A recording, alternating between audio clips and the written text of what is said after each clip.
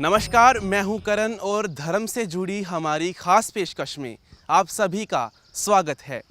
हम मौजूद हैं आज देवभूमि हिमाचल प्रदेश में और यहाँ के कांगड़ा में पांडवकालीन सिद्ध श्री मां बगलामुखी धाम के आपको करवाएंगे दर्शन। साथ ही साथ जानेंगे यहाँ का इतिहास और बात करेंगे यहाँ नतमस्तक होने आए श्रद्धालुओं से।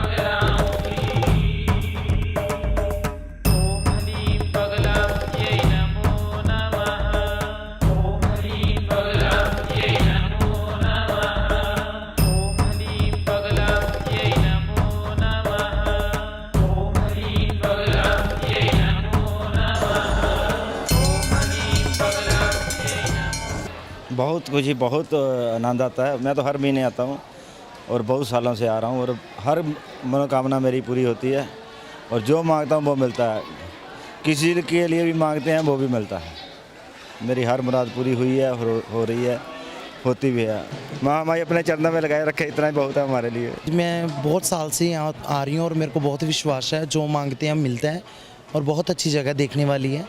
हर एक की मनोकामना पूरी होती है यहाँ पे।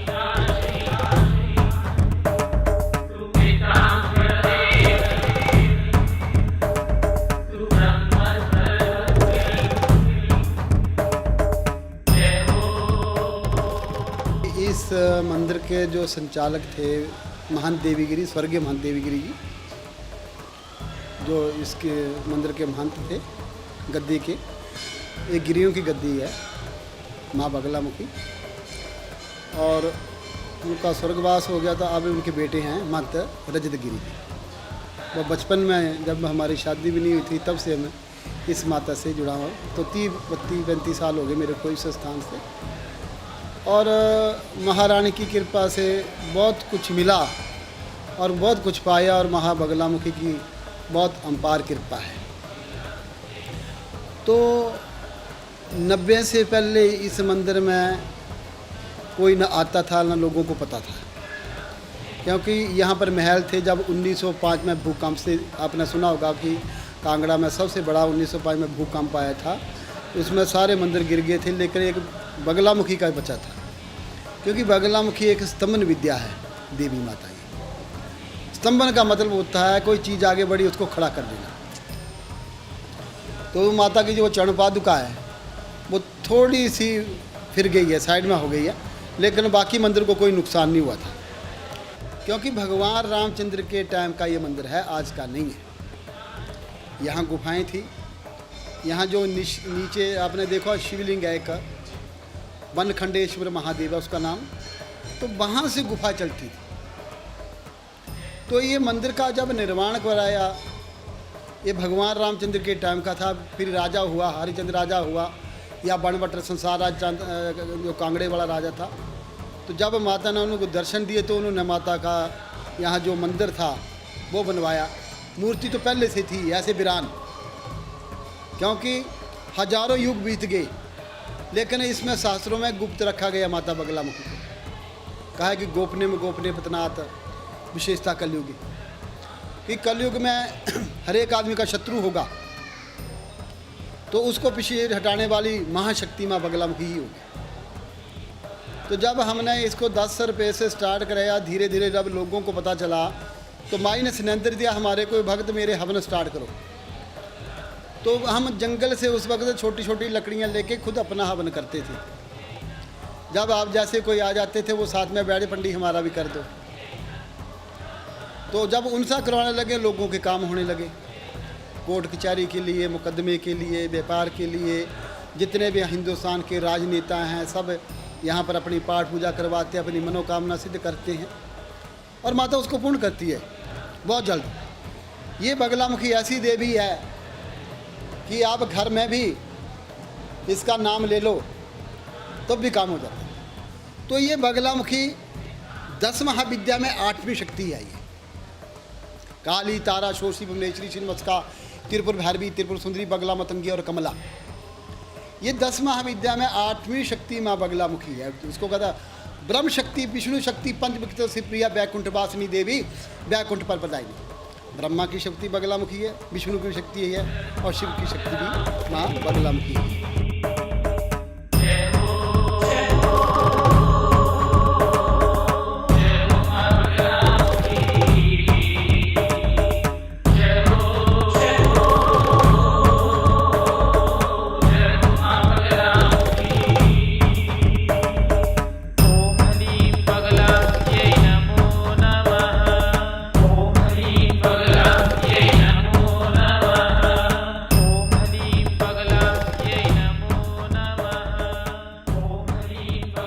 हमारा यहाँ का जो लंगर है सवेरे 10 बजे स्टार्ट हो जाता है, शाम को 3 बजे तक चलता है और उसमें चने की दाल, माँ की दाल, कड़ी, खट्टा और मीठा 4 चीज़ें बनती हैं।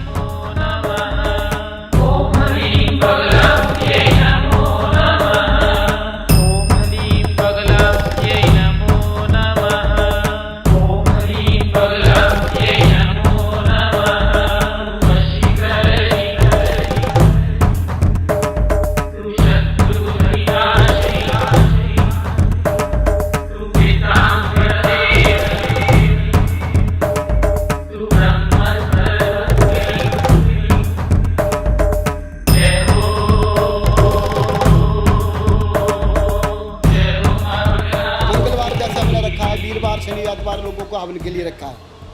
तो हम उन दिनों में यहाँ पर हवन होते हैं माता के। जैसे कि हमारे पास 45 पंडित हैं, वो उनको पूजा करते हैं। को पाठ करवाने वाला पाठ करवा रहा है, को गृह शांति के लिए करवा रहा है, को माँ बगलामुखी के लिए करवा रहा है, तो किसी प्रकार। तो इस प्रकार से हमें इस माता बगलामुखी में निवेश करते हैं। देखो जी, यहाँ पर हिंदुस्तान के सब नेता आते हैं। हमारे एक बड़े शिवपाल यादव जी थे यूपी के सपा के, वो भी आते रहे हैं। जयप्रदा भी आई है, अमर सिंह भी आए हैं, अनेक आए हैं। जितने भी हमारे जो पूर्व मुख्यमंत्री वो भी आते रहे हैं। तो यहाँ पर अपनी मनोकामना करने के लिए, माता को मत्था टेकने के लिए, क्योंकि माता का आशीर्वाद सबको चाहिए, क्योंकि हर एक आदमी को चाहिए कि आशीर्वाद मिले तो मैं काम। इंसान की ज़िंदगी में बहुत सारे उतार चढ़ाव आते रहते हैं, ख़त्म तो नहीं होते, पर यह है कि भगवान एक ऐसा सहारा है जो हमें उस उतार चढ़ाव से हर बार हमारी नैया पार कराता रहता है। उसी विश्वास से हम इधर आते हैं कि भगवान है, हमें जो मुश्किलें आ रही हैं वो भी निकलेंगी, पार हो जाएंगी, और जो खुशियाँ वो भी इनकी दी हुई देन है। मैं पहली बार आया हूँ और मुझे बहुत खुशी हुई आके, और मेरा मन बहुत प्रसन्न हुआ। और मैं देवी जी से यही प्रार्थना करता हूँ कि सब संस्कार की स्वास्थ्य अच्छा रहे, मन शुद्ध करके आओ, देवी माता आपकी मनोकामना पूरी करेगी। यहाँ मंदिर में आके आपको सभी मनोकामना जितनी भी आपकी पूरी होती है। और मैं बाकी सब भक्तों को यही बोलना चाहता हूँ, जो भी यहाँ पे आएगा उसको फल की प्राप्ति होगी, जो भी उसकी इच्छा होगी वो पूरी होगी। यहाँ पे आके हमारी हुई है, जो हमने महामई से मांगा वो मिला है।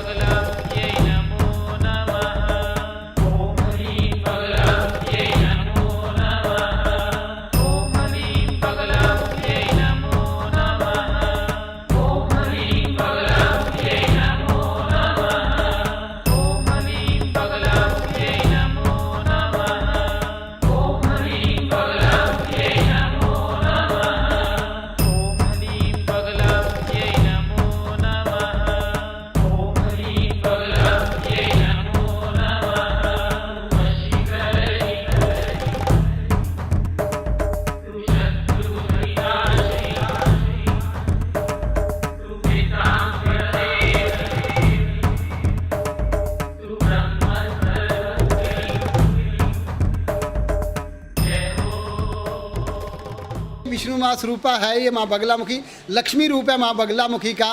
इसको वैदोक्त रूप से अगर हम जाना जाए तो पीले रंग से ही माता जो पीताम्बर भणमाल्या विभूषित आंगन में, यानी कि माता का जो ओण पीला है, पीताम्बर भणमाल्या विभूषित आंगन, पीले वस्त्रों से सजी हुई, पीले हारों से सजी हुई, और माता इसको बहुत प्रसन्न होती है पीले वस्त्रों से, पीले भूषणों से। तब इसके लिए पीली मोली बांधी जाती है, सर्व बाधा के निवारण के लिए पीले वस्त्र माता को चढ़ाए जाते हैं, पीला बेसन का प्रसाद चढ़ाया जाता है इसके लिए।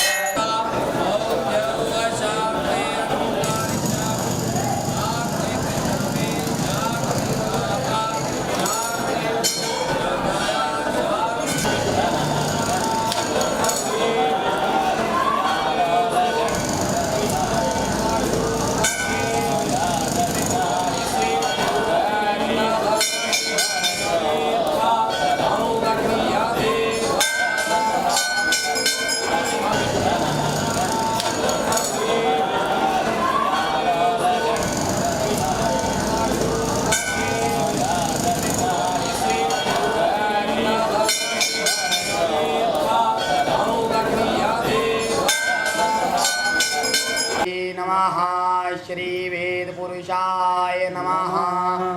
ओम ध्यानमूलं गुरुर्मूर्ते पूजा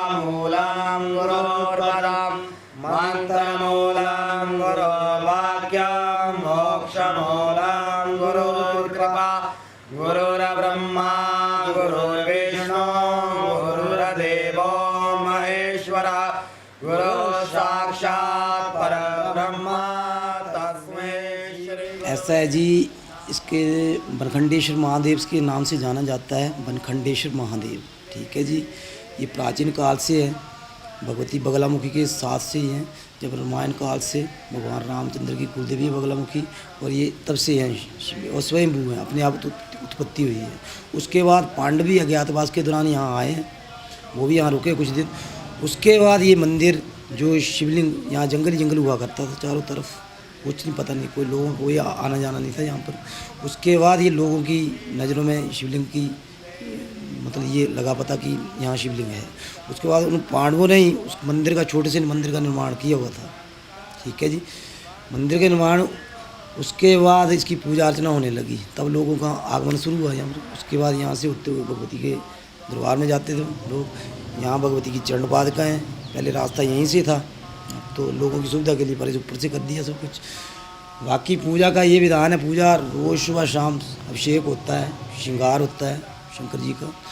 और हमें तो इतना विश्वास है कि प्रभु साक्षात यहाँ विराजमान है, बैठे हुए हैं, भगवती यहाँ पर है।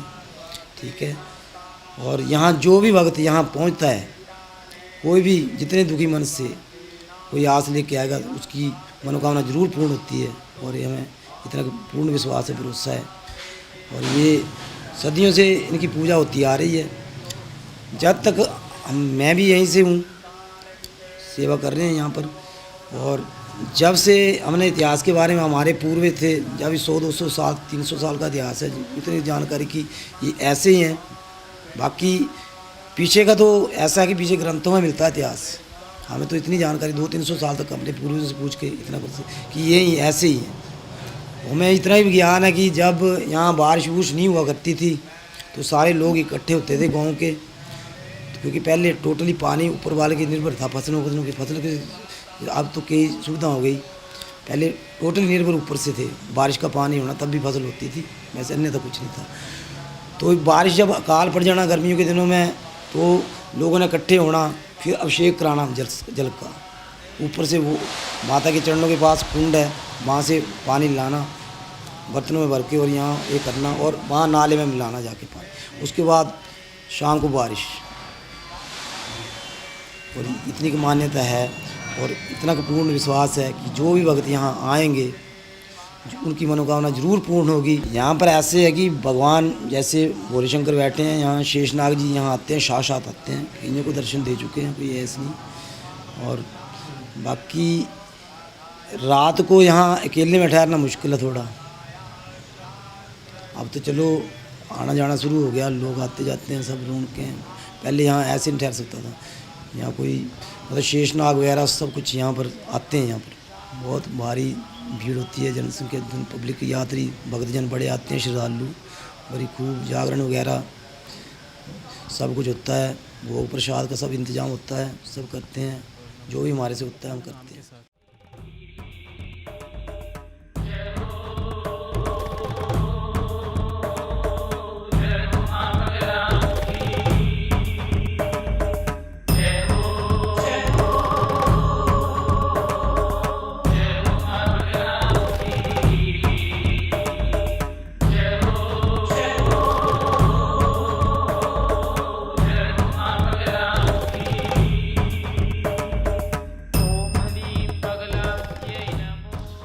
कांगड़ा में मौजूद आस्था का केंद्र बने मां बगलामुखी धाम के बारे में आज हमने जाना, यहाँ के इतिहास को समझा और बात की यहाँ नतमस्तक होने आए श्रद्धालुओं से। खासकर राजनेताओं के लिए मैया का ये दरबार खास अहमियत रखता है, जो कि चुनाव लड़ने से पहले यहाँ नतमस्तक होते हैं, आशीर्वाद लेते हैं और उतरते हैं चुनाव के मैदान में। आपको हमारी ये पेशकश कैसी लगी, आप अपने कमेंट्स में अपनी राय दे सकते हैं, और साथ ही साथ अपनी फीडबैक स्क्रीन्स पर नज़र आ रहे ईमेल पर भी हमें भेज सकते हैं। आज के लिए हमें दीजिए इजाज़त। नमस्कार।